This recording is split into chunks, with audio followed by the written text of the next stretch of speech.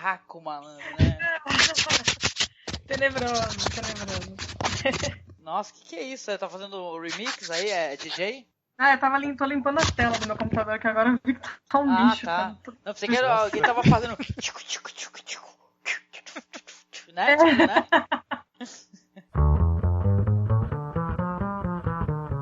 Uma hora você tá vendo alguém sendo atacado, você fala, pô, caramba, o pessoal que tava assistindo lá realmente foi atacado. Não, é no filme que eles estão vendo.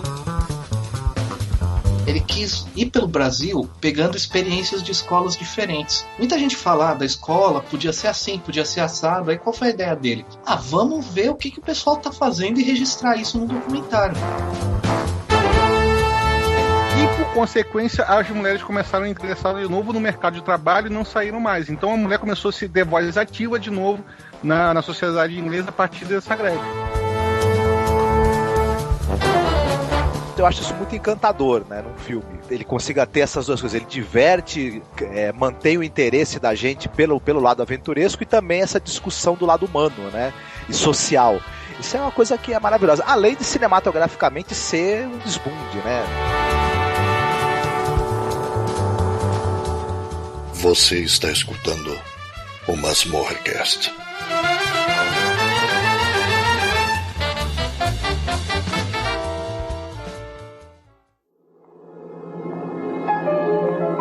I usually played these roles where I was represented the dark side.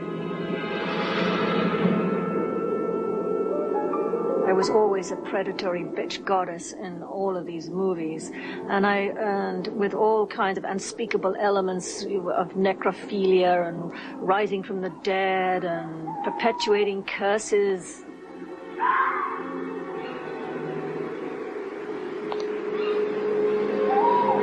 But then what is life without a dark side? What do you have? You've got Switzerland, you've got Heidi, you know. Hopefully Heidi's got a dark side. What have you got, the cuckoo clock? I mean, please, you know. So drama, the driving force of drama is the dark side.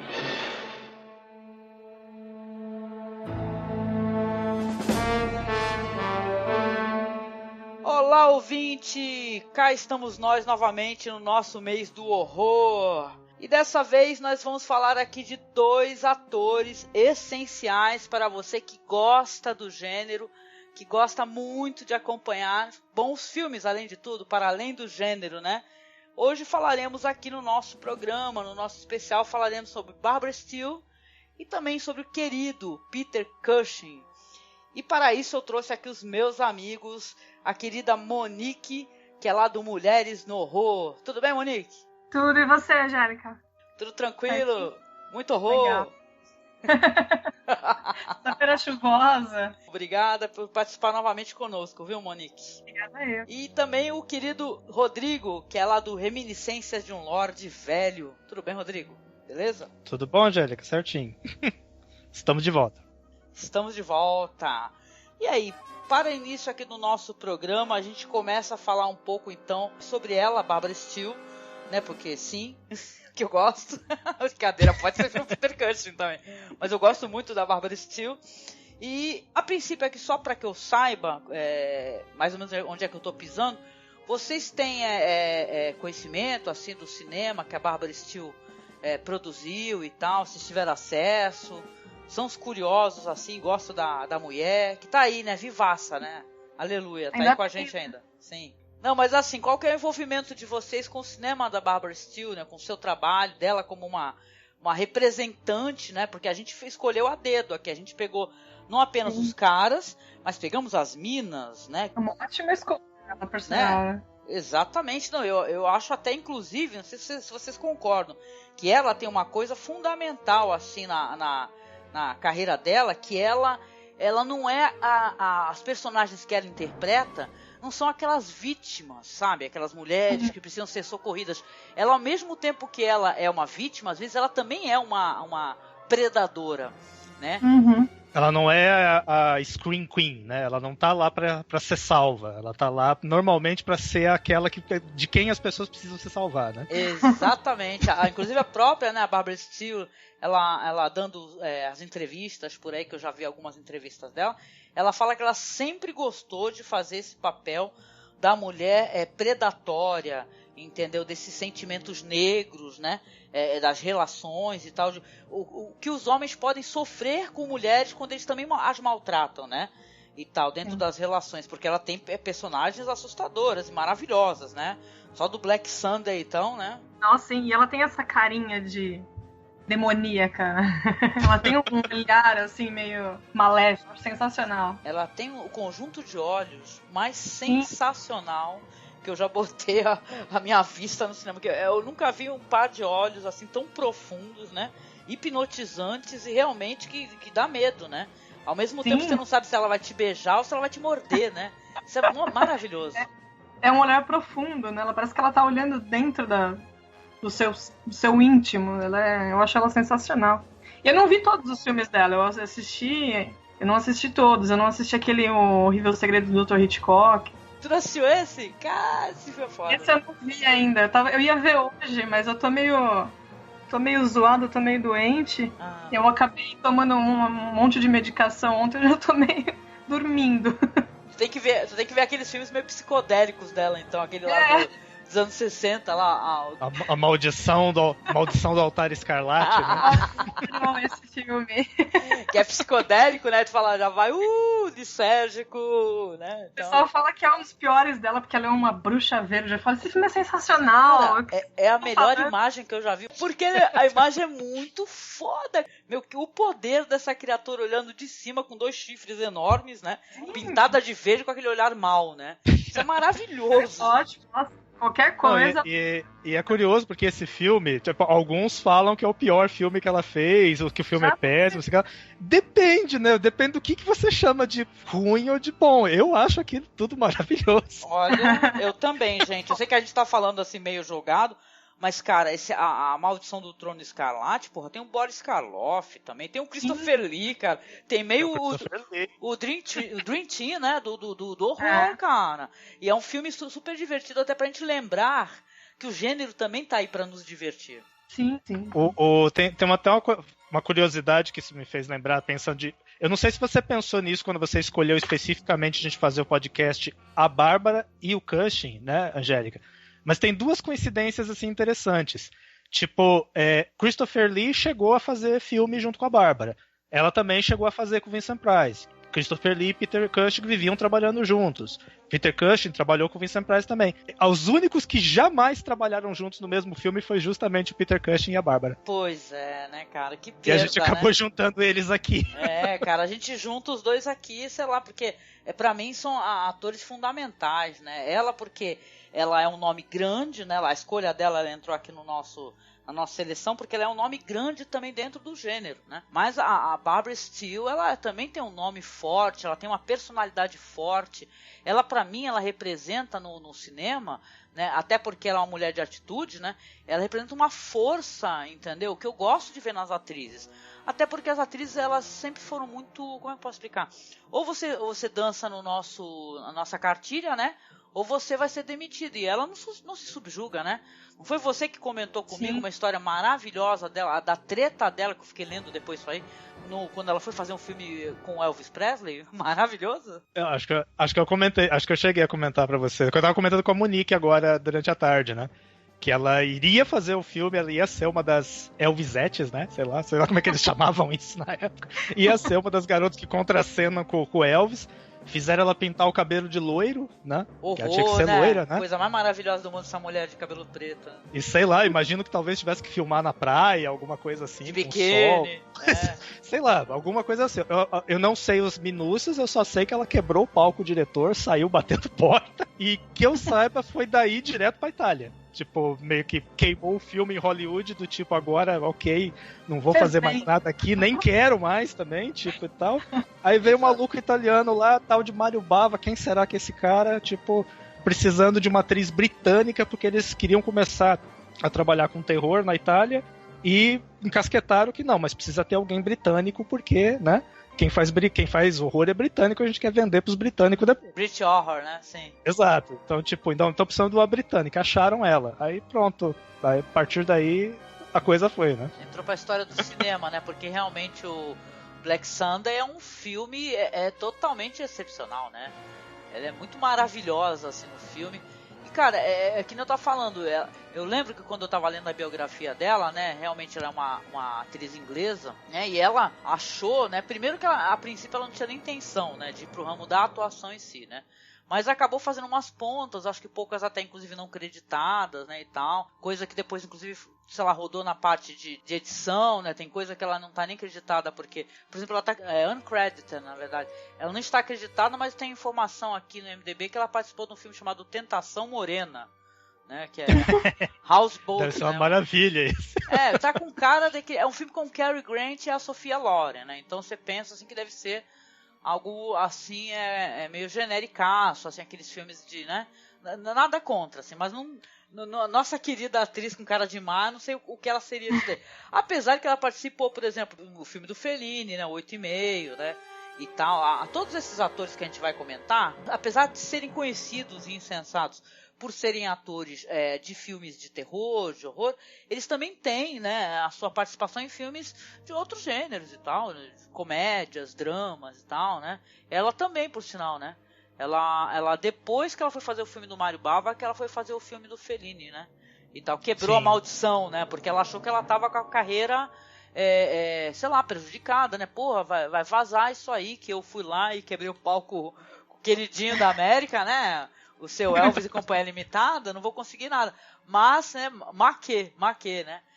Mário Bava, né, e tal, né? E Mário Bava início de carreira, né, por cima, né? Sim. Era o primeiro filme dirigido inteiro por ele, né? Uhum. Mas, no caso, Black Sunday, né? Exatamente, né? Black Sunday é um filme maravilhoso, né? Um filme com uma fotografia em preto e branco, um filme lindíssimo. Você falou, né, Monique, do maravilhoso. É o terrível segredo do Dr. Hitchcock, né? Que é o Raptus, né? No Brasil, o Raptus, o diabólico Dr. Hitchcock. E esse é um filme do Ricardo Freda, né? Que é totalmente excepcional, né? Até porque é um filme que ele pesa, né? A questão de tipo assim, o assunto é pesado, né? O cara, na verdade, é um necrófilo, entendeu? Né? Porque ela faz a esposa, a segunda esposa do personagem, que o cara, ele gosta de ficar dopando as mulheres, né? Então ele, na verdade, ele quer mulheres bem geladas, né? E tal, né? E meio deixa em aberto, inclusive, se ele não tem relação com a outra mulher gelada dele que já partiu, né? É tudo bem sinistro, assim, né? Um filme maravilhoso. Os italianos, eles não sabiam brincar, né? Tipo, na hora de... Enquanto o pessoal da Hammer tentava ser um pouco mais discreto, os italianos escancaravam, né? A Itália é maravilhoso. Mas esse do Dr. Hitchcock, inclusive, tem que ver porque tem 2 filmes, na verdade, com o Dr. Hitchcock, né? Que não são o mesmo personagem, mas aparece um Dr. Hitchcock em 2 filmes da Bárbara. Tem esse, né? Que é o que veio primeiro do Freda. E o Freda depois dirigiu aquele outro que aí é conhecido por vários nomes, né? Pode ser Lo Spettro, pode ser The Ghost, e os títulos no Brasil se confundem. Às vezes os 2 filmes têm o mesmo título, mas são filmes diferentes. E os 2 têm um personagem chamado Dr. Hitchcock, mas não é o mesmo personagem, não é continuação, mas tipo, não me pergunte por quê. Mas os 2 são fantásticos. Mas quando a gente vai falar de cinema italiano e continuações de nomes, cara, tu vai ver a bagunça que é, né? Desde aqueles filmes lá do Lucio Fulci e tal, é bagunça que até do Michele Soavi. Mas é bom saber, porque eu acho que esse outro eu não assisti, sabe? O outro, então pode até ser que tenha assistido, mas acaba confundido. O outro, ele é mais conhecido como Lo Spettro, sabe? Acho que seria assim que eu pronunciaria.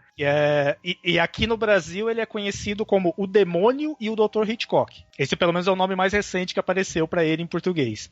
Esse é de 63. E aí a diferença no caso da Bárbara, a Bárbara no primeiro filme, que é o Segredo da Dr. Hitchcock, ela é a vítima.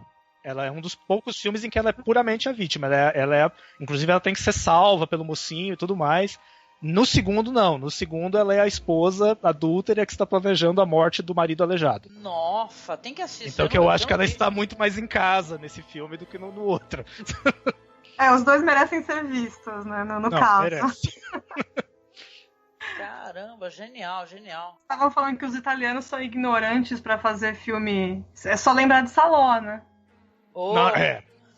Mas o Pasolini, esse daí, o que o cinema dele tem de como é que eu posso dizer, de pesado nesse sentido, né? Ele tem de cáustico, né? E crítico, e eu gosto muito disso. Pra mim tem que pesar mais ainda, no caso, pelo menos no caso do Salò, Até outros que nem pesa tanto. Tem Medea, né? Tem aquele trilogia maravilhosa. Eu gosto muito, cara. O que eu acho engraçado assim na questão do ciclo de horror italiano é que realmente o pessoal, eles não tem medo de trazer temáticas que são temáticas que o pessoal não se arrisca por aí, entendeu? Na verdade, uma coisa que eu tô notando aqui, vendo até ali, assim, ela fez filmes de vários gêneros e tal, mas como pra gente é mais interessante, inclusive, o terror, porque assim, ao contrário do Cushing, que tem uma filmografia gigantesca, que eu não assisti inteira e provavelmente acho que eu nunca vou ver inteira, né? Mas a Bárbara, até assim, até para uma questão informativa para os ouvintes, o ciclo italiano dela não é nada absurdo de conseguir encontrar, porque a gente tá falando de 8 filmes. Do ciclo italiano são 8 filmes, não já é um concentrado que praticamente todas as características mais interessantes do gótico italiano estão nesses filmes, né? Então, assim, vamos dizer assim, se alguém quiser conhecer não só a Bárbara, mas conhecer um pouco do que era o gótico italiano, procurar os filmes dela já é um ótimo começo, né? A gente já mencionou Black Sunday, os 2 filmes que tem um Dr. Hitchcock, né? O Horrível Segredo do Dr. Hitchcock e Lois Petro. Dança Macabra, que eu acho uma das coisas mais lindas que eu já vi na vida. Os Longos Cabelos da Morte, que esse inclusive, eu acho que a Versátil lançou, se me lembro bem. Em alguma das caixas deles, acho que eles lançaram. Esse que agora saiu em HD, o Terror Creatures from the Grave. O Nightmare Castle e um Anjo para Satã. Esses são os 8 filmes que ela fez. Eu acho dentro curioso. do gótico italiano, né? Eu acho meio curioso que a grande parte dos filmes... Grande parte, acho que foram uns 3 ou 4. Ela faz 2 papéis, né? Sim, ela se duplica, né? Muito interessante, assim. Ela é a personagem que morreu no passado e volta. E ela é uma descendente também no futuro. Eu acho sensacional isso. Ela sempre faz algumas ela vezes. É vítima, ela faz uma vítima e a carrasca no mesmo filme. Né? Ela é a mocinha e a vilã. Eu acho isso ótimo. Sim, não, melhor ainda no Nightmare Castle, que a mocinha ela é loira e a vilã ela é deformada e morena. Não, e tem que mencionar também, porque eu gosto muito do Cronenberg, né? E ela também fez um filme do Cronenberg, de 75, né? O Calafrios, né? O Shriver. Calafrios. Né? O personagem dela é maravilhoso no filme também. Claro que é um filme do Cronenberg que até um dia eu quero pegar pra poder conversar sobre o Cronenberg um dia, porque ele tem ele tem vários filmes assim, onde o vetor das doenças é a mulher, sabe? Tal. Ele tem uma coisa meio esquisita nessa filmografia dele, alguns filmes dele. Mas a participação dela é muito legal no filme também, muito legal mesmo. Você sabe de uma historinha de bastidores, Monique e Jélica, do Shivers, de um episódio que aconteceu entre ela e o Cronenberg, entre a Barbara Steele e o Cronenberg? Vocês sabem, ouviram falar de alguma historinha? Não. Tem a atriz que a Bárbara mais contracena no filme, que é uma loirinha, que inclusive ela até se beijam numa cena e tal, acho que a única cena com beijo les da Barbara Steele, acho que é nesse filme. E essa loirinha, ela trabalhava dentro da técnica de Stanislavskiana, de atuação e tal, que, assim, sem entrar em minúcias disso, mas você trabalha com memória afetiva, não sei o que lá, você precisa... o ator precisa entrar no personagem de uma maneira meio visceral, às vezes até meio violenta, de você pegar lembranças pessoais pra você chorar, sabe? Tem todo um lance que mais ou menos tem a ver com isso. E a atriz estava tendo muita dificuldade pela quantidade de cenas em que ela precisava chorar, ter reações físicas e coisas, que ela não estava conseguindo chegar na intensidade que o roteiro pedia. Então ela chegou e pediu pro Cronenberg, essa atriz, que eu não lembro o nome dela, uma atriz loirinha, de cabelo curtinho no filme, ela pediu pro Cronenberg, olha, faz o seguinte, o jeito mais fácil da gente fazer isso você me mete um tapa na cara pra eu ficar avermelhado e descontrolado. Ele falou, nossa, sério? Não, sério, vai dar certo, confia em mim, faz o que eu tô mandando. E aí, com o tempo, virou normal durante a filmagem eles irem lá para o cantinho, concentrar e meter um tapa na cara dela. Caraca! Com a cara toda vermelha, com lágrimas e tal, e fazer. Aí chega a Barbara Steele, direto da Europa, né, para as filmagens dela.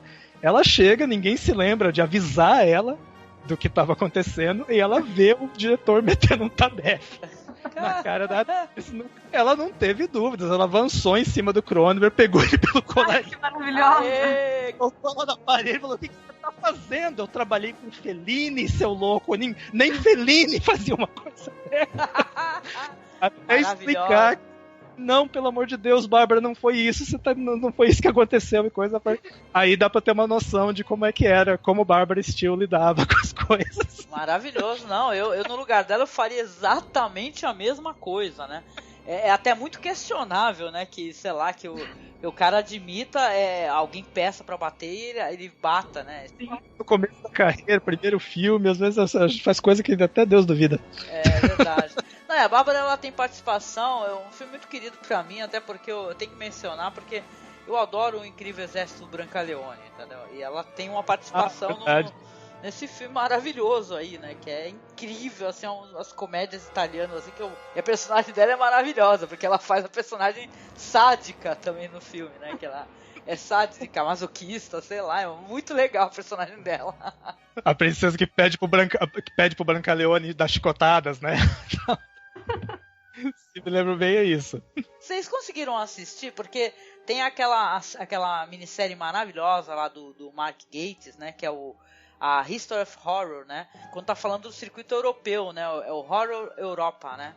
E tal. Aí tem entrevista com a Barbara Steele, cara, atualmente e tal. E ela super estilosa, toda de preto, assim, com aqueles cabelos brilhando, assim, conversando com ele, fulminando ele, sabe? Ele, eu acho que tava assim, ó, olhando pra lá, sabe, com gritos mentais e tal. Ele conversando com ela. É muito legal a entrevista dela com ele. A Barbara Steele, assim, eu acho que ela...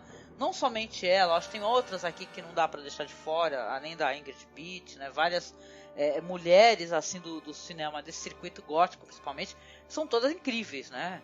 Todas incríveis mesmo, assim, né? Eu acho que tem muita gente aí que precisa um pouco, até porque essa pessoa ainda tá aí, né? Muita gente já partiu, mas ela tá aí presente, então tem que honrar essa rainha aí que tá aí, né, gente? Vamos combinar que é uma mulher que ainda... Por sinal, eu tava dando uma olhadinha, a gente foi lá ver. Sabem vocês que eu fui ver umas das últimas colaborações dela, e é num filme muito ruim, cara. Muito ruim, dá até uma dor no coração, assim, porque o filme é horroroso. Ela fez um filme do Ryan Gosling dirigindo, não sei se vocês chegaram a assistir. Sei qual que é, não vi. Rio Perdido, aqui no Brasil. Esse tem aqui guardado, mas eu não assisti ainda. Esse não funcionou? Eu não gostei do filme, assim. E ele tem, assim, um elenco legal. Tem a Christina Hendricks e tal. Tem a própria Barbara Steele, né? Que tá fazendo um personagem lá que é tipo uma vovó. Não funcionou para mim. Uma das últimas participações que eu vi com a Barbara Steele. A Bárbara, ela tá num filme também. Eu vi um filme mais recente com ela, que é O Segredo da Borboleta, né? Que me dá a impressão de ter sido um filme praticamente que o diretor meio que quis fazer pra ela, porque é totalmente centrado nela mesmo, que ela é uma senhora psicopata. Incrível. Caraca, eu não vi esse, cara. Se chama The Butterfly Room. Ela é uma senhora que vive num apartamento cheio de borboletas, desenhos de borboletas empalhadas. Tem uma relação estranha que ela teve com a filha, que morreu anos atrás, e aí tem todo o mistério do filme, de afinal de contas, o que aconteceu com a filha dela.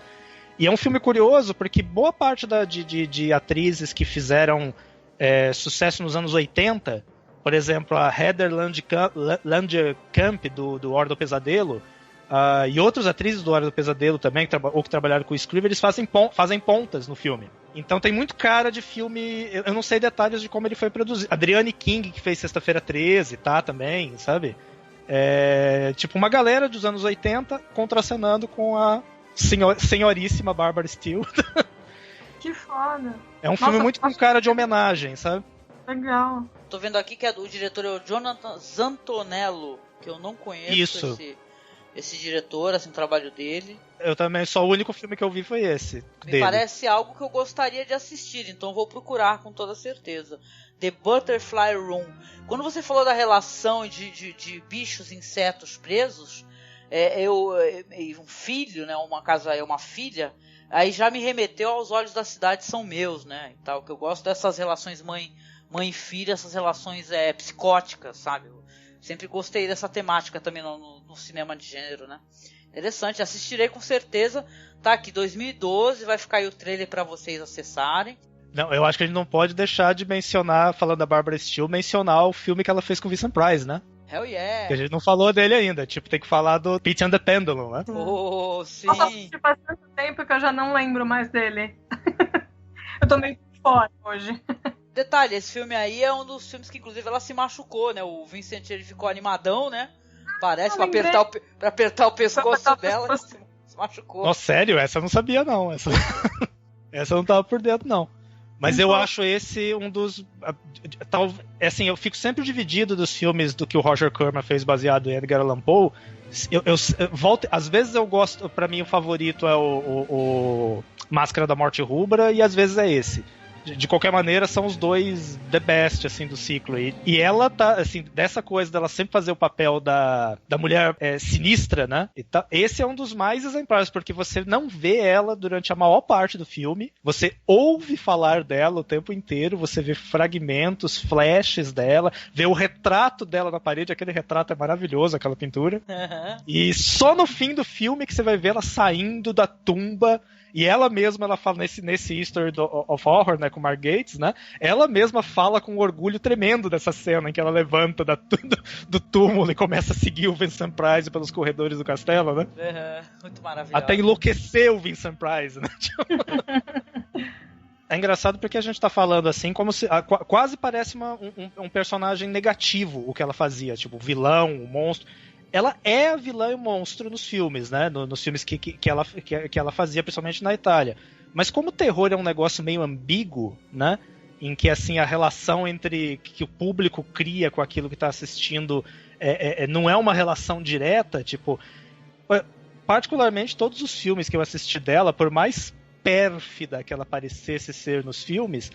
era inevitável começar a torcer por ela. Tem uma coisa de tipo, não, ela é a figura que tem que vencer, ela que merece vencer, embora nem sempre ela vencesse.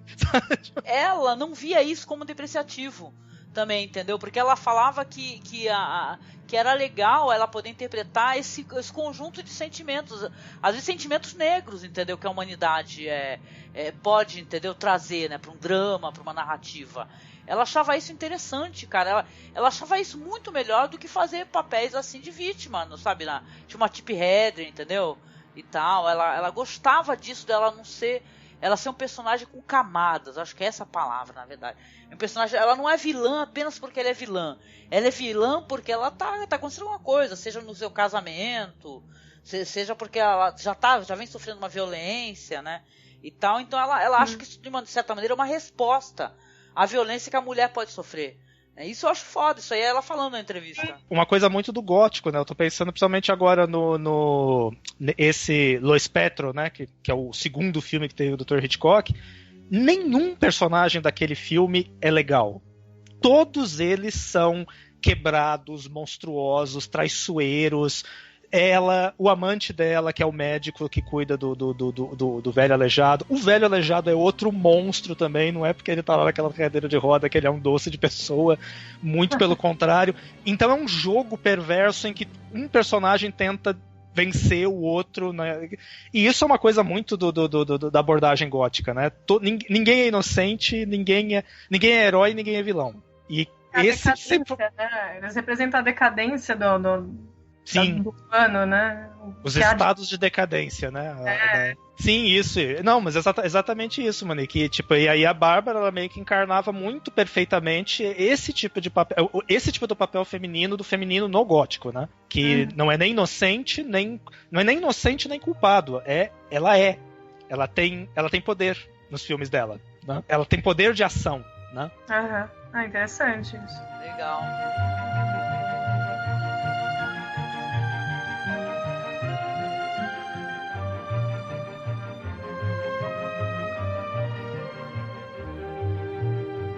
Oh, Frankenstein. I never thought was an evil Johnny. I always likened him to Robert Knox, you know, the anatomist, who only had one good eye, and he shut that to how Birkenhair got him the cadavers, so that he could work on them, rather like opening the lid of a car or bonnet to see how it works. You had to get inside the human being to see how you could help it when it goes wrong. And that was what Robert Knox was after. And I always liken old Frankenstein utterly ruthless, because he's made to be out with these terrible villagers battering on the door saying, you beast, you mustn't do that. Poor Susie, or the local girls.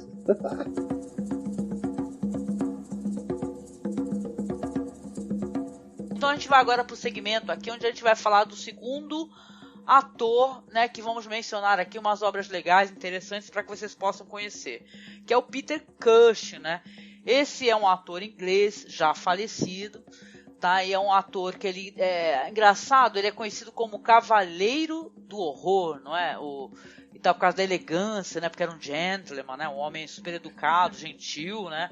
E tal, amicíssimo, né? Adoro as entrevistas do Christopher Lee, ele falando das maneiras que ele tinha de ficar tentando animar o Peter Cushing, né? Porque é muito bonito, assim, e triste, ao mesmo tempo que o Peter Cushing, ele teve uma carreira muito prolífica, né? Mas também quando a esposa dele faleceu, eles tinham uma relação muito, né? Era muito aquele casal mesmo que se amava muito, né? E tal. Quando ela faleceu, ele perdeu a âncora dele, né? Ele ficou perdido, né? E tá, ficou mal mesmo, né? O Peter Cushing, né? Hoje eu até tava comentando com o Rodrigo que ele é a personificação do gótico, né? O Peter Cushing, porque ele, além dele ser todo gentleman, né? Tem aquela fleuma, né? Sim, é. Tem uma história de que quando a esposa dele morreu, ele ficou subindo e descendo escada pra forçar um colapso cardíaco, né? Ele falou que ele queria morrer, né? É triste, né? Então. Ele se apegou a um estado de decadência mesmo a partir da morte da mulher dele, né? Ele chegou à conclusão de que não, eu morri com ela e agora eu tô aqui só fazendo hora. Isso, nada é mais gótico do que isso. Não, e a gente acaba falando até sem querer mais do final, né, da vida dele, né? Mas que esse cara é incrível, né? Olha, eu vou falar uma coisa, não sei se estou cometendo uma injustiça, mas pra mim, tá? Olha só, eu gosto muito do Frankenstein da Universal, muito. Eu entendo a importância dele. Mas, cara, pra mim, enquanto cinéfila mesmo, o Frankenstein que eu mais gosto, a versão que eu mais gosto, é a que tem o Peter Cushing e o Christopher Lee. Vocês entendem? É a que é favorita no meu coração, assim, que eu falo, caramba, né? É uma história sensacional. Aquele negócio da Hammer, inclusive, né? Não poder utilizar nada que sequer se assemelhasse a algo que foi feito que a Universal fez com Frankenstein, né? Não podiam usar nada que tivesse no filme da Universal e que eles só podiam usar coisas que fosse do livro. Não podiam usar coisas que a Universal tivesse criado especificamente para os filmes deles, né? E isso incluía a maquiagem, né? Exatamente. Não, então tudo foi feito assim para tentar evitar que houvessem problemas com questões de direitos autorais e tal, porque a Universal, claro, é uma empresa muito grande, né? E, gente, o que foi feito ali foi total e completamente sensacional. Eu acho, entendeu? Eu acho tudo, desde o sangue jorrando, as interpretações, porque esse foi o primeiro papel mesmo, né? De proeminência do Peter Cushing dentro de um filme de gênero, né? Que ele faz o Dr. Victor Frankenstein, né? Claro, né? Pra mim é um dos mais legais, assim. Barão Frankenstein, né? Porque ele nem é barão no livro, né? Mas tipo, passou a ser barão porque o Cushing tava fazendo o papel. E detalhe, ele ficou conhecido mesmo por isso, né? Ele acabou ficando conhecido por causa da história do Frankenstein, tanto que ele repete esse papel várias vezes, né? Em outros filmes. Eu acho também pelas histórias do Conan Doyle, né? Porque ele chegou a fazer Sherlock Holmes, né? E tal, né? Ele fez com a Hammer e também alguns em um seriado de TV, né? Que eu adoraria ver esse seriado de TV, mas nunca consegui. Mas assim, perguntando pra vocês relacionados a esse ator que... Nossa, eu já o defendi inúmeras vezes, né? Às vezes eu saio até, inclusive, defendendo o Peter Cushing antes que alguém fale alguma coisa. Eu tenho isso, até essa mania. Porque a gente, às vezes, vai falar de cinema em inglês e tal...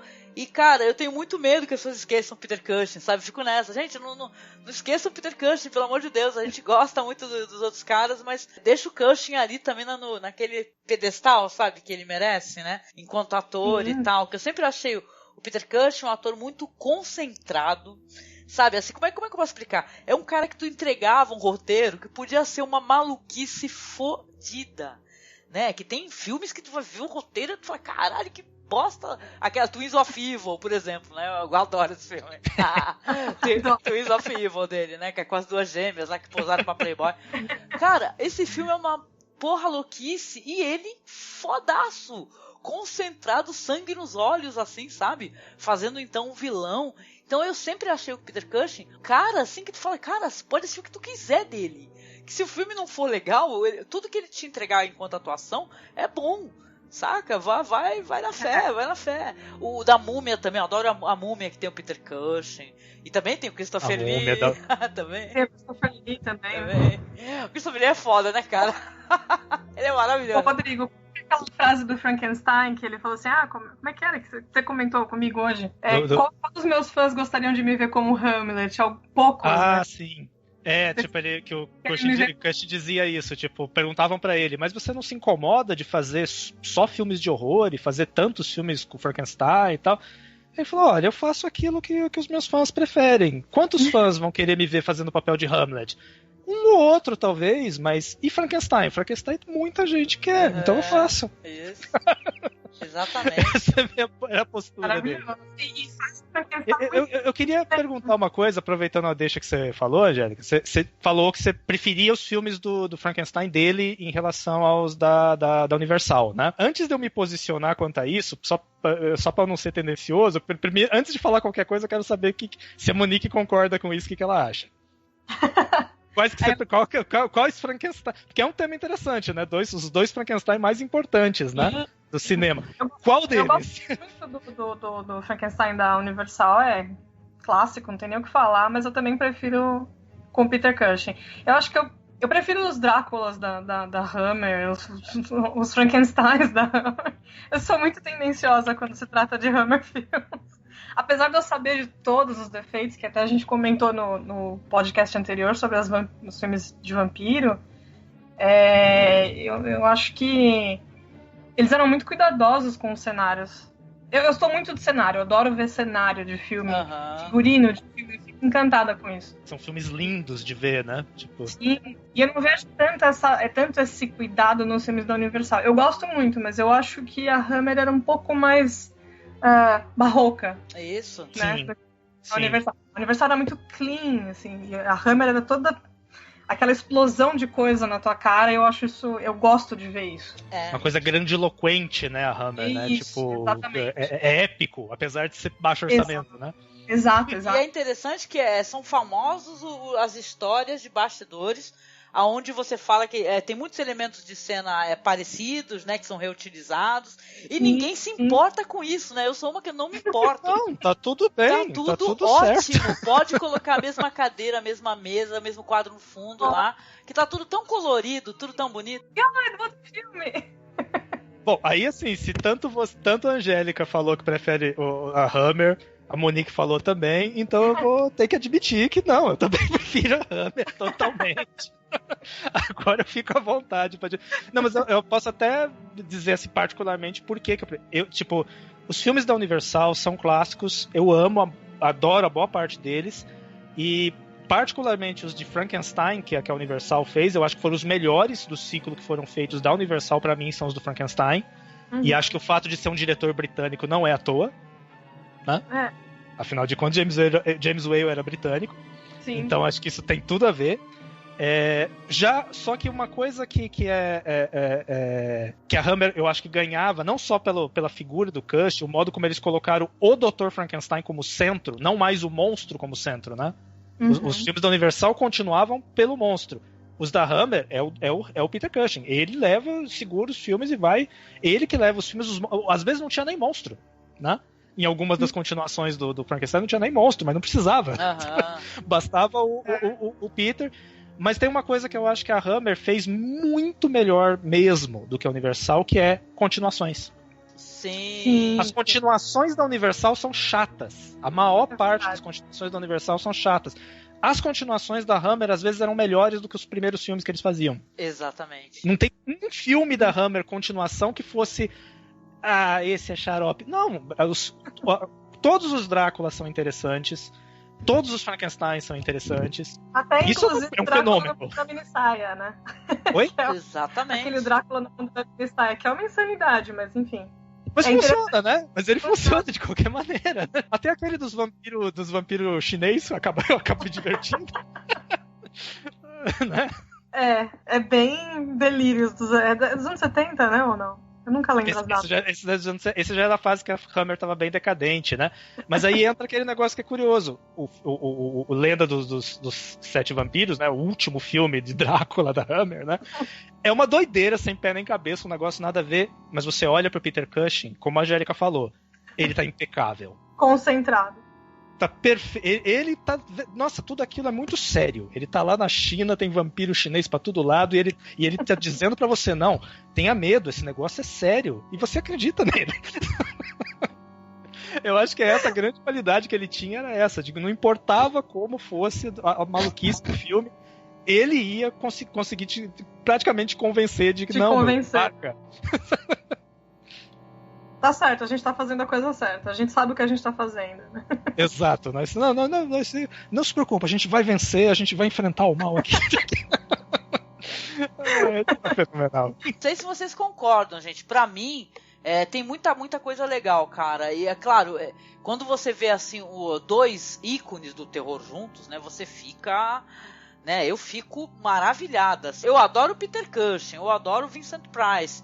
Aí quando eu assisti aquele Madhouse de 1974 com os dois, o Peter Cushing tá maravilhoso. Madhouse é fenomenal esse filme. Gosto quando o cinema ele começa a se autorreferenciar. É o cinema falando sobre cinema, né? Falando sobre atores, falando sobre atuações. Tá falando aqui, ouvinte, de uma pessoa que tem créditos no IMDb que você não tem nem noção, é muitos créditos no IMDb, é impossível a gente mencionar todos, assim, mas caramba, se é pra eu mencionar um dos filmes que eu acho necessários do Peter Cushing, assista a Madhouse, pelo amor de Deus, né? Peter Cushing com Vincent Price, sabe? E todos os Frankensteins que você puder, né? Não vamos nem começar a selecionar Frankensteins aqui, porque vai em todos. Eu falei de antologias e a gente comentou também sobre Asylum, né? Eu sempre gostei muito de antologia, gente. Asylum pra mim é uma antologia muito querida. E também tem o Peter Cushing. E, cara, muitas coisas, são muitas coisas. Você vai ver a MDB, são 131 créditos, 131 entradas de atuação do Peter Cushing, cara, colaboração dele. Ele fez muita coisa mesmo. A Casa que Pingava Sangue é outro clássico também do caramba. Tem outro que é muito interessante, que tem o Peter Cushing, o Vincent Price, o Christopher Lee e tem o... como é que é o nome daquele outro? Carradine. O Carradine. E o Carradine. Eu gosto desse, eu gostei. Que é a Mansão da Meia-Noite. A casa... Como é que é? House Mansão of the Long Shadows, não é? Isso. Detalhe, não é um puta filme esse daí, é The House of Long Shadows. Mas, cara, você tem 4 ícones do Ele horror, nem precisa entendeu? ser um puta filme, né? Só dos 4 entrar em cena lá, você tá nem ligando pra história mais, né? Mas, cara, você vê esses caras presentes ao mesmo tempo na tela, assim... É muito plus, né? É muito plus. Porque o John Carradine também era considerado um dos homens do horror, né? E tal. Ele era referenciado também, né? Aliás, tem um meme na internet maravilhoso. Como é? Que tem eles com um castelo ao fundo e tá assim, você pode ser legal, mas você nunca vai ser legal quanto John Carradine, Peter Cushing, Christopher Lee e Vincent Price com castelo ao fundo. Você nunca vai conseguir isso. Exato. Não sei se vocês chegaram a ver, tem uma entrevista que dá pra encontrar no YouTube que foi filmada nos bastidores do Madhouse. Não sei se você chegou a ver isso, Angélica. Uma entrevista. O Peter Cushing e o Vincent Price lá nos bastidores do Madhouse, maquiados como eles estão na cena final, que eles estão cheios de cinza e roupa rasgada e coisa. Então eles estão lá tudo maquiado com aquela roupa horrorosa daquele negócio, conversando sobre terror gótico. Ai, gente. E aí eles começam a trocar uma ideia assim, não, porque acho que nada é melhor do que Londres debaixo da neblina, o Cushing falando, e o Vincent Price falando, nossa, mas sabe o que eu gosto? Né? Um castelo. Sim. Um castelo na colina. Não tem nada melhor do que isso. É uma coisa mais linda do mundo, os dois tios. Tem as profecias Fera deve morrer? Terror. Tem. Acho que vários desses de antologias da Emicus tem os dois. Mas nem sempre eles apareciam juntos, né? Porque eles apareciam às vezes em histórias diferentes, né? Sim, dentro da antologia. Mas eles estão no mesmo filme.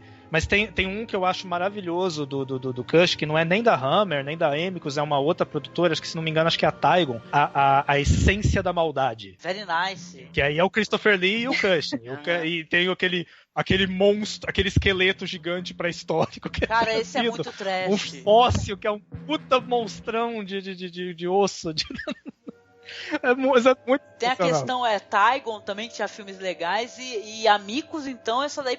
Olha, tá aí, eu gosto muito dos filmes da Amicus. E é claro, né, a gente falou um pouquinho no começo sobre essa questão da depressão, né, que o Peter Cushing ficou, né, depois do falecimento da mulher dele. E você até falou esse negócio, Monique, que ele ficou tentando subir e descer a escada, né, pra ver se tinha um ataque cardíaco.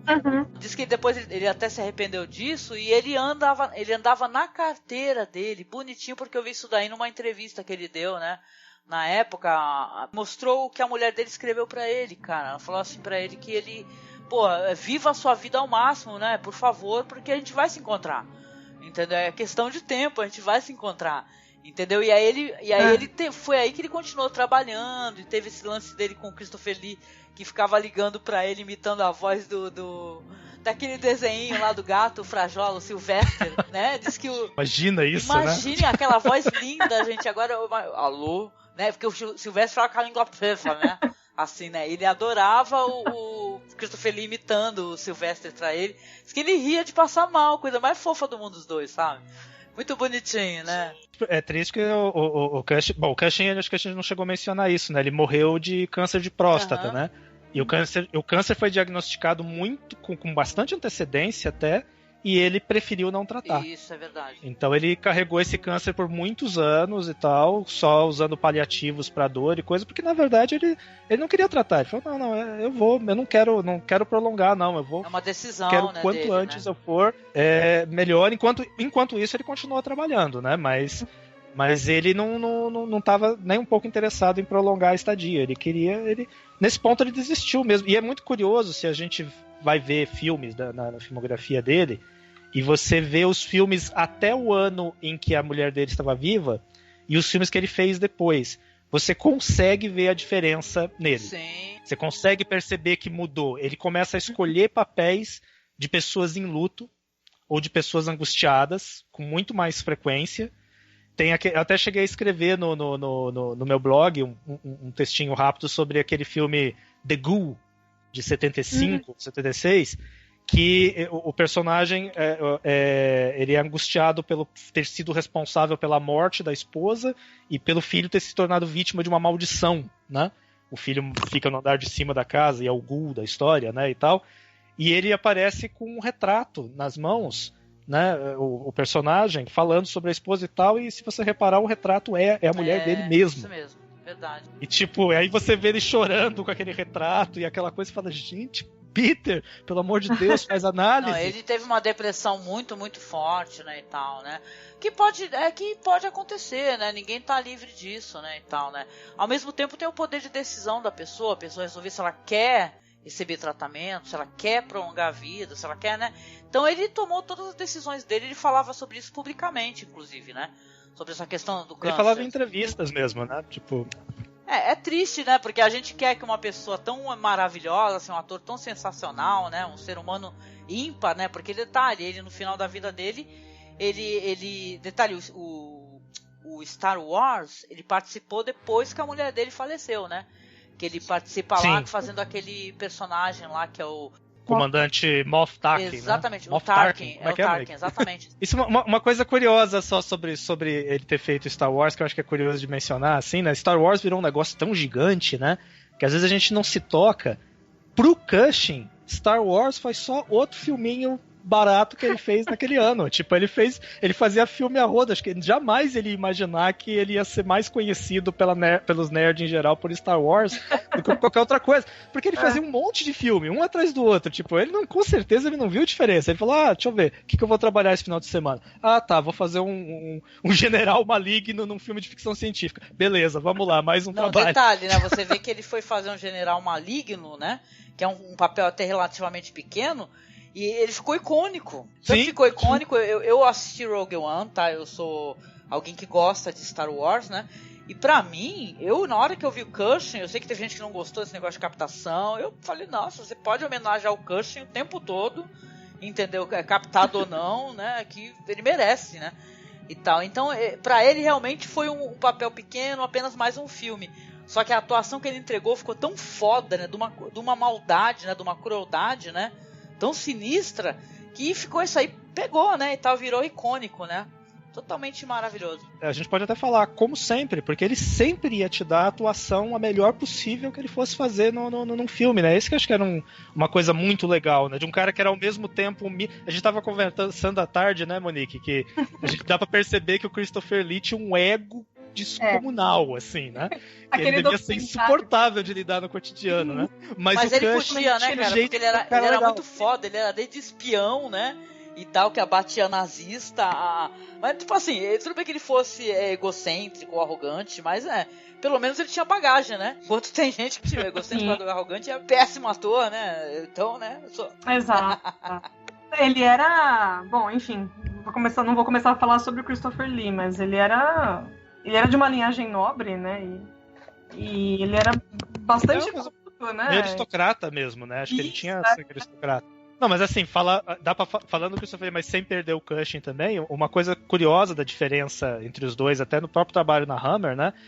A impressão que dá é que o Christopher Lee era aquele cara que ele ia fazer o seu filme subir de nível e tal, mas era um cara mais difícil de lidar para certas coisas. Por exemplo, o Christopher Lee ele só topou voltar a fazer Drácula 6 anos depois de ter feito pela primeira vez, porque ele não gostava do resultado do Drácula, independente da gente gostar ou não, o Lee nunca gostou muito. Mas ele já tava de saco Dráculas cheio, né, Rodrigo? Porque também ele ficou conhecido por Drácula e ele queria fazer outras coisas também na vida, né? Ele queria interpretar, tanto que ele foi fazer 007, né, e tal, né? Tem a história de que ele se machucou fazendo a múmia também, ficou puto de usar aquela maquiagem da múmia, as costas dele. Mas aí, tipo, o Cushing já era o cara que era meio assim, o cara que você podia contar como, não, Frankenstein, quer que eu faça de novo? Isso no ano seguinte, né? Faço. Não sei o que ela. Não, faço também. Tipo, ele era mais tranquilo, né? Então eles iam, acho que, se equilibrando, assim, a Hammer ia equilibrando. O Lee e o Cushing, tipo, ok, não temos o Lee, mas o Cushing tá lá, firme e forte. Não, só pra mencionar, o Christopher Lee era descendente do Carlos Magno, viu? E tal, né? Falava não sei quantas línguas, chegou a trabalhar pra espionagem britânica, batendo nazista e tal, então realmente a história dele é muito foda. Ele é tipo assim, conheceu o Tolkien pessoalmente, entendeu? E tal, ele corrigia a pronúncia das pessoas, falava não é o Uruk-hai, é o Uruk-hai. Com aquela voz linda, amava ele falando é o Uruk-hai. Só pra mencionar. Tem aquele comentário que ele produziu sobre os filmes dele e tal, que ele ensina, ele tava mostrando como que portava uma espada e não sei o que, acho sensacional. Eu acho maravilhoso, assim, olha, tipo assim, o podcast não é sobre Christopher Lee, gente, mas assim, numa boa, se você pra ser arrogante, seja o Christopher Lee, entendeu? Pelo menos isso, só que, resumindo. Mas se é pra você ser legal e fodão, gente boa, né, tranquilo, né, e trabalhar sem encher o saco do diretor, seja o Peter Cushing, cara, porque esse cara, ele trabalhava mesmo, entregava o coração dele pro trabalho, né. Não sei se tu sabe da história, né, Rodrigo, tu que tá por dentro, né, a esposa dele também era atriz, né, a Ellen. Sim, apesar de que eu não sei exatamente quais filmes que ela chegou a fazer. Ele conheceu ela num dos sets onde ele foi trabalhar logo no começo da carreira. E ela acabou, como é que eu posso explicar? Resolvendo parar de atuar, entendeu? E tal. Ela resolveu falar assim, legal, eu casei, eu vou parar de atuar. Né? Ela meio que resolveu focar nesse negócio de ajudá-lo na atuação dele e tal. Hoje em dia, é uma coisa que a gente com a nossa cabeça aqui em 2017, né, com o feminismo, isso é uma coisa que eu vejo isso de uma maneira, né, fácil de ser negativo, né? Mas ao mesmo tempo também é uma questão de decisão, e o feminismo ele também abriga essa espécie de coisa, sabe, gente? Quando você fala, olha, legal, eu vou ser dona de casa. E você tem direito de ser dona de casa. Ao mesmo tempo, é uma decisão sua, né? Ela podia ser uma atriz incrível, a gente ia ser conhecida, ela também enquanto atriz, né? O nome dele cresceu, ela abriu mão, sabe, da atuação, da carreira, e foi ser esposa do marido dela. E, cara, ela foi muito feliz por muitos e muitos anos, né? E eu acho que isso daí também, viu, Rodrigo e Monique, de certa maneira, isso aí também tava ali na cabeça dele, aquele negócio, sabe, assim, alguém que abriu a mão de tudo por mim, entendeu? Então, você entende? Sim. Isso, aí chega no final da vida, essa pessoa maravilhosa que ficou ao meu lado tantos anos, né? Que eles foram casados, acho que desde 1943 até a morte dele, né? A mulher da minha vida, né? Razão do meu viver foi, né? Mas, cara, ele era uma pessoa incrível e com certeza ela era uma pessoa maravilhosa, viu? Por exemplo, a Bárbara, por exemplo, ela ficou famosa depois. Eu tava vendo uma matéria do The Guardian falar Accidental Scream Queen, né? Até que o Rodrigo comentou, mas alguma sabe que vai ser, né? Alguma não é acidental, né? Pois é. E na época que começou a fazer, começou a atuar, não tinha. Que acho que hoje em dia tem muito mais exposição, né? Eu acho que talvez seja diferente, tenha sido diferente no passado. Não sei se tem muito a ver com isso que eu tô falando. Acho que uma coisa que eu acho que eu estou sacando que tá me fazendo pensar de uma outra coisa aí do que você tá dizendo, assim, que sobre exposição e sobre, também a gente tava falando sobre o Peter Cushing ser mais humilde ao se portar como ator, não como astro. Mesmo Lee, a gente fala que ele era meio cuzão, mas ele não era nem metade de quanto um astro de Hollywood de hoje poderia ser cuzão, vamos dizer assim. Sim. Mas é uma coisa assim que eu acho que é interessante lembrar, porque é uma lembrança que meio que se perdeu. Eu lembro, quando eu era criança, adolescente, de que esses caras, Peter Cushing, Christopher Lee, qualquer coisa, a gente só ouvia falar mal deles. Sim. Ninguém falava bem deles. O Christopher Lee falava, aquele cara que fez uns Drácula vagabundo, não sei o que. Nos últimos anos é que começou a se falar, não, esses caras eram fodas. Eu cresci lendo guias, aqueles guias da Abril Cultural, sabe, esses negócios, lembra que a gente comprava nas bancas, aqueles guias de resenhas de filmes? Você não via ninguém elogiar um filme da Hammer nesses almanacs. Exatamente. Nesses guias.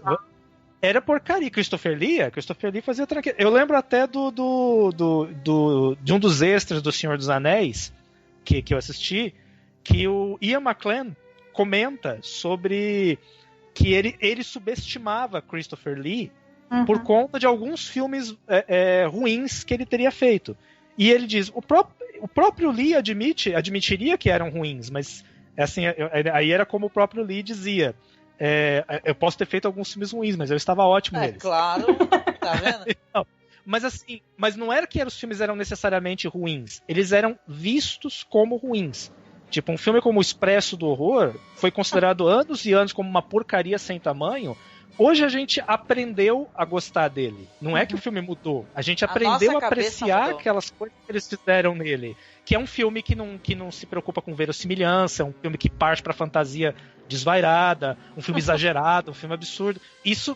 Então, boa parte dos filmes da Bárbara, do Lee, do Peter Cushing, boa parte deles foram considerados um monte de porcaria de terror, de baixo orçamento. Quem liga pra isso? Eles não fizeram nada de importante, vamos dizer assim.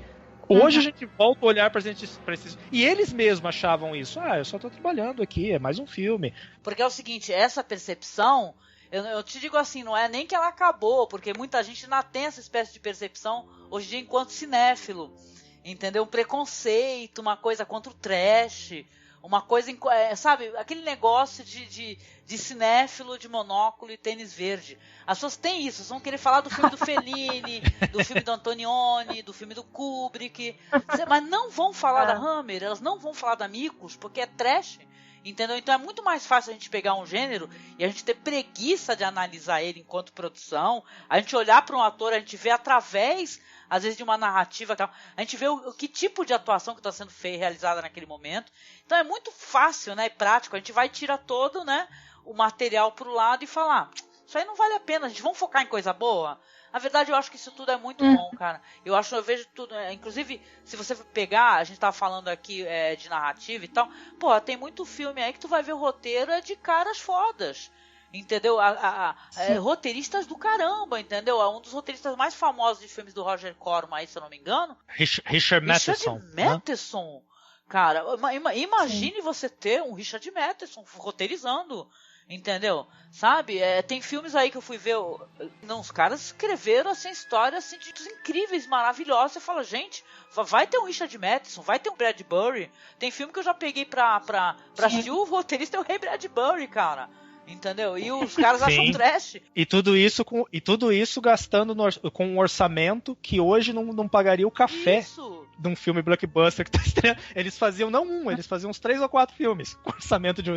Mas todos os filmes são legais, cara. E falar que os filmes não têm conteúdo é até injustiça. Porque eu acho, por exemplo, que a Máscara da Morte Rubra, ou vários que a gente mencionou aqui, Madhouse, ou do Vincent Price, o Tree of Blood lá, por exemplo.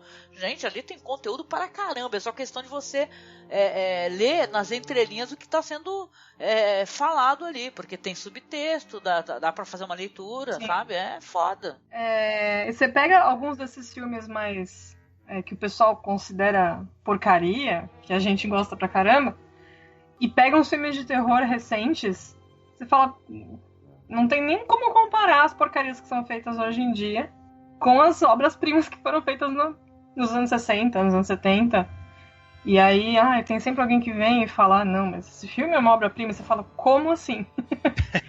Não tem nem metade do cuidado que os filmes, sei lá, do Bava tinham naquela época e com muito menos orçamento, né? Não, e além disso, a questão do orçamento, e se o filme parece... também, assim, o público esquece que tem uma responsabilidade do público de como olhar pro filme. Sim. Tipo, hoje o público vê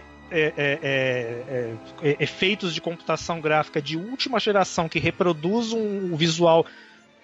Sei lá, vamos pegar quando dá certo, quando o efeito de CGI funciona, tá? Não os exemplos ruins, vamos pegar um exemplo bom, como os filmes recentes da série Planeta dos Macacos, que ficou incrível, perfeito o visual. Mesmo assim o cara olha aquilo e fala, mas eu achei meio tosco os macacos. É foda, né? Tipo, porra, meu! Sabe, e aí, claro que um cara que vê um filme desse moderno de hoje não vai tolerar uma falhazinha. Ele não vai aceitar completar com a imaginação dele uma falha. Ele vai tentar assistir um filme como Ilha do Terror, do Kukushin, que tem aqueles monstros que são umas almofadas que ficam andando no chão e coisa. É claro que ele não vai conseguir se conectar com aquilo de jeito nenhum.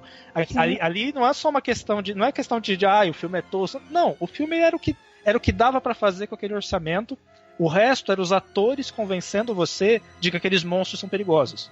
Sim. Se você entrar naquela, parar de ficar tentando rir dos monstrinhos dos anos 60 e aquele negócio, e você vê... Eu tô mencionando esse filme de propósito, porque tem uma cena nele, não sei se vocês lembram, mais perto do final, que um dos monstros pega a mão do Cushing, do Peter Cushing, e aquele tentáculo do monstro queima. E o monstro é um balão no chão. É uma coisa, pros olhos de hoje, super tosca. Mas aquilo pega o Cushing começa a gritar e te dói no coração. E aí eles cortam, um dos heróis corta o braço do Cushing pra livrar ele do monstro.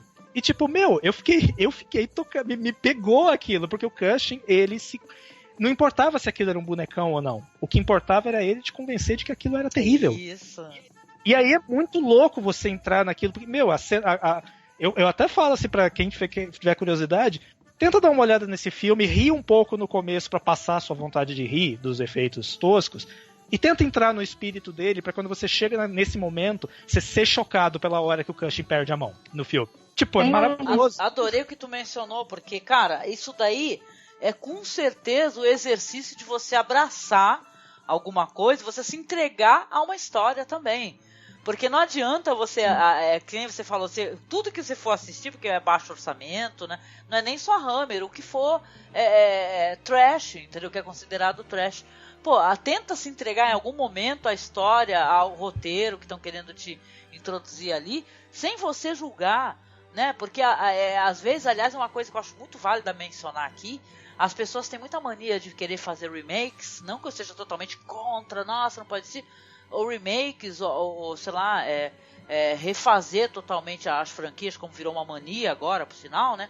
E, cara, é porque algo tinha um efeito antigo, ou tinha uma trucagem antiga, e saca, onde você tinha que exercer sabe, a tua criatividade, você se entregar.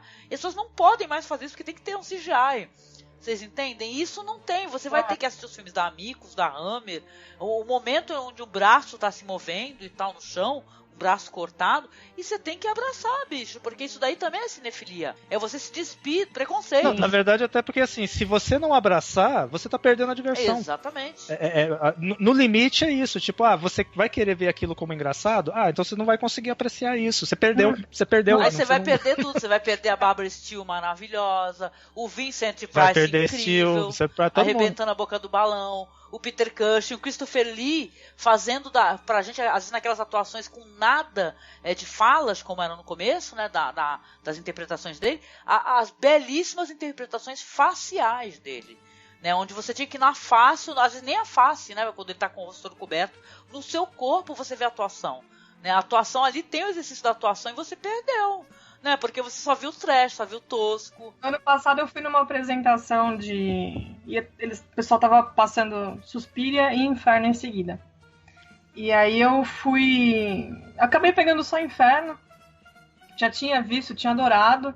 E aí na cena, a maior parte do filme o pessoal riu. E eu fiquei assim, como assim as pessoas estão rindo? Sabe, é um puta filmaço e o pessoal tá rindo. Mas o Inferno, ele comete quer dizer, comete não, eu amo, mas pro público de hoje, o Inferno comete um pecado terrível que é não ser verossímil, né? Tipo, o público de hoje não aceita um filme não verossímil de jeito nenhum. Eu amo. Eu também. Mas assim, não faz... Mesmo que não seja verossímil, a gente assiste o Labirinto do Fauno, e o Labirinto do Fauno não é nada verossímil, sabe? E aí o pessoal fica nessa de, não, mas é trash. E não entra no espírito do filme, assim, não entra na época do filme, né? Não, mas então, sabe, Nico, até, não sei, não vou tentar justificar a galera, porque eu não justifico mesmo, tenho bronca também. Mas até por essa comparação que você fez. O Labirinto do Fauno, ele seria verossímil porque ele te explica que existe um mundo de fantasia, então você aceita ele, então você aceita que aquele mundo de fantasia tem aquelas criaturas. O Inferno, o Dario Argento não te dá explicação nenhuma. De repente os personagens começam a fazer coisas absurdas, como entrar naquele calabouço quando ninguém iria entrar, vamos dizer assim. Começa a acontecer coisas surreais que não tem nenhuma explicação. De repente tem um alquimista debaixo da cripta, né, e tal. E é esse o ponto em que o público não consegue aceitar. Tipo, mas peraí, ele não me deu explicação nenhuma. Tipo, o que tá acontecendo? Isso aí não tem nada a ver com nada. Esse tipo de coisa é muito difícil pro público de hoje aceitar. Você aceita, o público de hoje aceita sem problemas os super-heróis voando. Porque não, eles são super-heróis, ganharam superpoderes, então tá tudo bem. Mas o Inferno que não te dá explicação e deixa que você interprete aquilo do jeito que você preferir, aí a galera não dá conta. Eles ficam indignados, né? Eu tive umas amigas que ficavam indignadas que eu assistia esses filmes. Mas como assim? Esse filme não representa nada de real. Daí, né? Tipo, foda-se o real.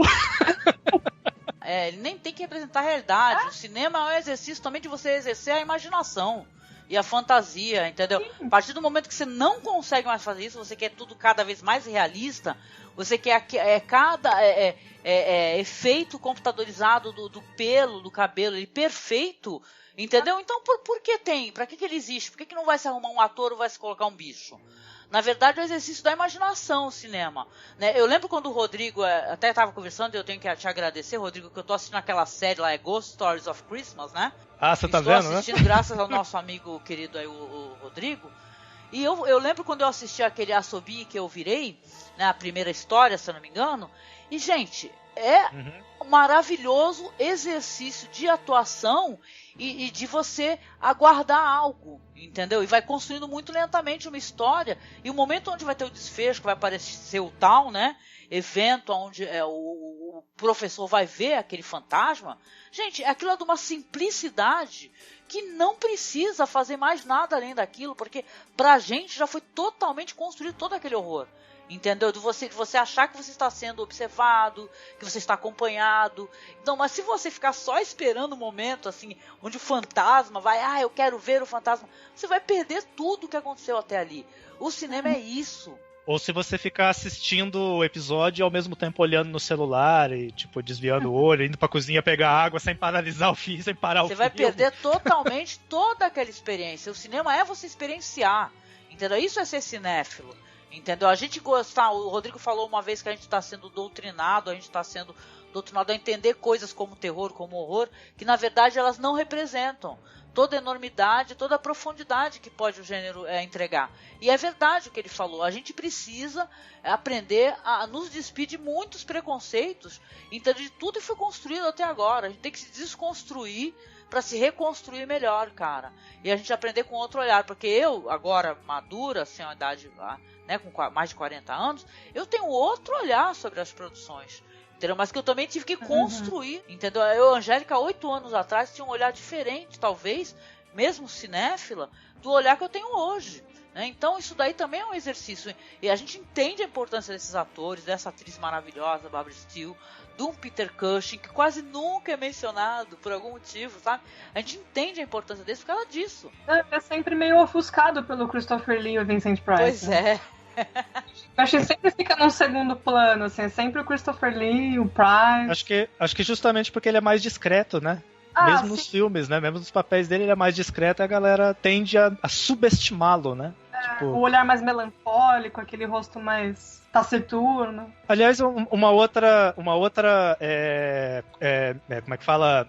Semelhança entre a Barbara Steele e o Peter Cushing, que torna interessante a gente ter feito o podcast com os dois, é que eles são talvez os dois astros do terror que são menos conhecidos pela galera que conhece terror de modo geral. A galera vai lembrar do Christopher Lee, vai lembrar do Vincent Price, mas são muito menos que vão lembrar do Peter Cushing e da Bárbara numa conversa. Sim. Tipo, eles ficam... Você precisa conhecer um pouco mais a fundo pra você lembrar deles. Não, eu quero jogar mais lenha na fogueira. O Peter Cushing, pra mim, também é dos Sherlocks favoritos, Doctor Who favorito. Eu não tô nem aí, cara. Pra mim, entendeu? O que ele colocou pra gente aí tá aí, né? Nessa galeria de grandes atuações desses personagens tão queridos, né? Não é nem que eu não goste dos outros Sherlocks, né? Que eu já vi vários. Né? Aliás, merece um programa, né, gente? Vamos conversar sobre isso um dia? Caso vocês sejam fãs. Sherlock poderia sair até briga conversar sobre o Sherlock com a galera. Porque é maravilhoso. Falar sobre os atores. Muita gente, Rupert Everett, né? É gente que não acaba mais. Interessante, né? Fazendo com obras legais sobre o Conan Doyle. Só queria mencionar uma coisinha sobre o Cushing. Não dá pra gente mencionar todos os filmes dele, obviamente, mas só pra instigar a curiosidade... É que eu tô olhando a lista dele no IMDb aqui, lembrando, né, me vindo na cabeça. Eu quero só citar alguns personagens que ele chegou a fazer e que às vezes a gente não imagina. Por exemplo, ele fez o xerife de Nottingham numa das versões de Robin Hood. Da Hammer. Robin Hood da Hammer. Darcy, né? Hã? Ele fez o Mr. Darcy. Isso, também. Darcy. Será que ele tem ele de blusinha molhada também? Não. Ele faz o papel de um capitão pirata no filme A Patrulha Fantasma, um capitão pirata disfarçado de reverendo, escondido numa ilha, que é maravilhoso, também da Hammer, esse aí. Só mencionando por cima, tá? Só pra jogar. Ele fez o papel do Dr. Knox, que é uma figura histórica, aquele médico que foi processado por comprar cadáveres que foram de pessoas que tinham sido mortas por aqueles dois ladrões de cadáveres na Vitorianos. Pra fazer autópsia, né? Sim. Pra fazer autópsia. Ele fez uma das melhores versões, que é o Monstro da Morgue Sinistra. Ele faz o próprio Dr. Knox. Filme maravilhoso esse também. Ele encontrou o Abominável Homem da Neve. Num dos primeiros filmes da Hammer. Ele não fez pouca coisa. E ele e o Christopher Lee estão naquela que eu considero a versão mais fiel que já foi filmada de O Médico e o Monstro, que é o Soro Maldito. Uhum. Sim. Que não tem o nome do Dr. Jekyll e Mr. Hyde, né? São nomes diferentes. E o nome em inglês é... Isso, I Monster. Mas se você lê o livro e você vê essa versão, é a mais próxima do texto do livro, é essa.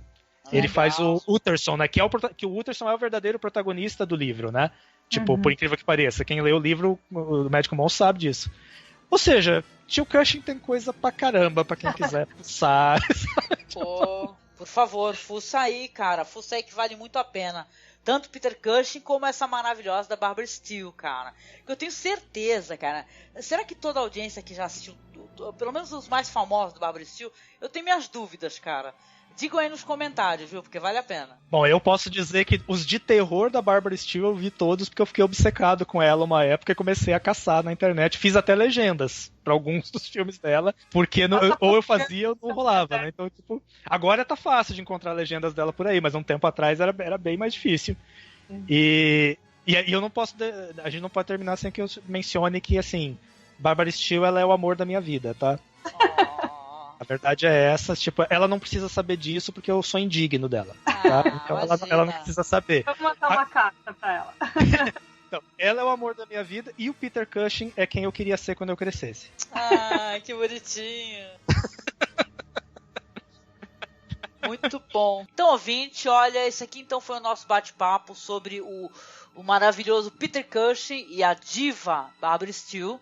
Então não deixe de dar um feedback pra gente, tá? O que você achou, os filmes que você já assistiu, se você conhecia mais um pouco sobre esses atores, diga pra gente, tá? Mande e-mail pra gente lá em contato.cinemasmorra@gmail.com. Não deixe de seguir a nossa página lá no Facebook, que é facebook.com/cinemasmorra. Nosso perfil no Twitter, @masmorra_cast. E você sabe, né? Apadrinha a gente está precisando, estamos merecendo. Não deixe de visitar os nossos amigos, cara. Visite o Rodrigo lá no blog dele, que está linkado na publicação, que é o Reminiscências de um Lorde Velho. E a nossa queridíssima Monique, lá que está com aquele coletivo genial de mulheres que são todas assim como nós, amantes do terror, que é lá o Mulheres no Horror. Não é não, Monique? Isso aí. Então, Monique, eu sei que você também tem um blog seu, né, que é um blog onde você está escrevendo. Fale aqui o endereço pra gente, o pessoal poder visitar, querida. Fala assim. Tá no comecinho ainda, não escrevi muita coisa, mas é Ecolalia, vou ter que soletrar porque Ecolalia não é só, é ECHO-lalia.blogspot. Tá como Ecolalia mesmo. Ecolalia. E lá você trata de quê? De cinema geral? É mais terror? Falo mais sobre livros, né? Falo mais sobre literatura. Legal. Essa semana agora, na semana passada, no dia 13 na sexta-feira 13, né, eu soltei um textinho sobre Assombração na Casa da Colina, que eu tô ansiosérrima pra ver no Netflix. E tô ansiosérrima também pra que, sei lá, relancem esse livro, porque não se encontra mais. Tô escrevendo aos poucos aí umas resenhas sobre, geralmente, livros de horror. Eu pretendo expandir um pouco, mas por enquanto é só livro de horror mesmo. Ah, legal. Não, muito legal. Por favor, visitem. Vai ficar linkado também aí na nossa publicação. Não deixe de dar feedback para os nossos convidados que vieram para cá, bater um papo aqui na nossa casa, falar um pouco sobre esses atores legais, sobre o que a gente pensa sobre cinema. Acho que a gente até expandiu, né, o nosso tema um pouco. Então, vá lá visitar. Não deixe de visitar, por favor, os blogs de nossos convidados. E é isso, gente. Então, continuamos aí com o nosso mês do horror. Logo mais vai sair o nosso especial, né? Esse ano, você que sabe, você que está me seguindo, você já sabe que o especial do ano é México. Então a gente vai falar sobre cinema mexicano, vamos acabar falando um pouquinho sobre política. Não deixe então de seguir o nosso feed, tá? Lembrando que esse podcast está saindo lá no feed do blog. Então você vai lá, acessa, assine, porque vale a pena assinar, viu? Beijo, até o próximo podcast. Beijo, tchau. Tchau, tchau.